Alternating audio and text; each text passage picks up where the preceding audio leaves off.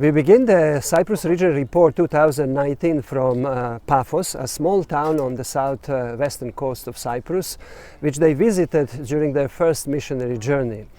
According to Acts 13, the proconsul Sergius Paulus accepted the gospel, and so Christianity began to spread in this part of the world. Not far from the proconsul's residency is this archaeological site. Behind me is the so-called Paul's Pillar, which represents and commemorates the hardship and difficulties through which the apostles went in their endeavor to preach the gospel. Where are we now, almost 2,000 years after their first visit to this island? Today in Paphos, we have a small Seventh-day Adventist community. The group was officially organized 2 years ago and is currently overseen by the young ministerial couple Bogdan and Ksenia from Ukraine. Through regular Bible studies and private homes and Sabbath services, the group is spiritually nurtured and empowered for ministry. The community work is mainly done through the language school, health expos, children programs, and the cultural evening events. Recently, the group hosted a region-wide day of fellowship where 150 worshippers gathered for fellowship and the baptismal service of 4 people. In Limassol, Cyprus' second largest city, the church continues to serve the community through the language school and the charity sales, through which proceedings are already helping a number of individuals and families. The Limassol church also hosted a day of fellowship in May by providing 150 meals for all the visitors. During this event, 5 people were baptized and added to the Adventist family in Cyprus. The new Adventist volunteer couple in Larnaca, Elias and Melina from Argentina, have placed emphasis on health programs, children ministry, and on offering music and language classes. Through these weekly activities, which are attended by more than 50 people, they have opportunity to address some of their spiritual needs and to share the Adventist message of hope. Undoubtedly, the highlight for the Larnaca group this summer was the visit of the Brazilian students and teachers from our university in Sao Paulo.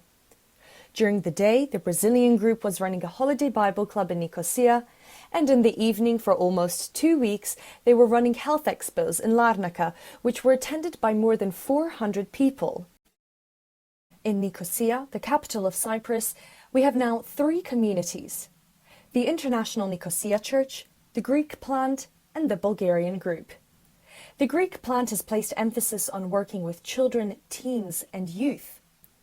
Throughout the year, the youth were engaged in various mission projects such as food distribution through the Mercy Center and the running of messy church activities for children. The Greek group is also known for organizing annual youth retreats. This year's retreat in Polis gathered more than 80 participants, of whom more than 30% were non-Adventists.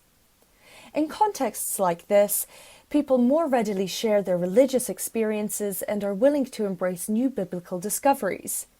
Midweek Bible studies and private homes where non-Adventist friends are invited are becoming more popular. The work of the Bulgarian group is progressing too, both in Nicosia and the nearby town of Mizerol. We thank God for the dedicated leadership of lay preacher Brother Filip Dimitrov, through whose work the 2 communities have been organized and several people have already been baptized. The story of Mrs. Donka Borisovna is extremely inspiring, as she has experienced this summer both the physical and spiritual healing. I was very sick. Ahead of me was a heavy operation. I made a promise to God that after the operation I would commit my life to Him. I beg you, my brothers and sisters, do not wait for the critical situation as mine in order to commit your life to God.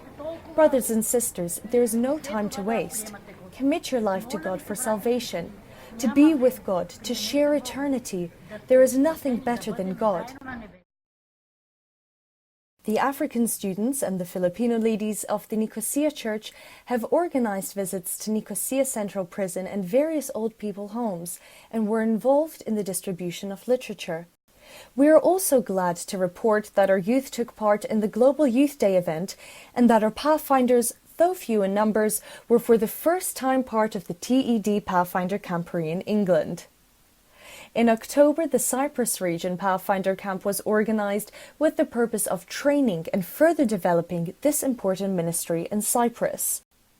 Despite a very transient nature of the church and many people moving to other parts of the world, we thank the Lord for the fact that over the years the Cyprus region has experienced a steady growth.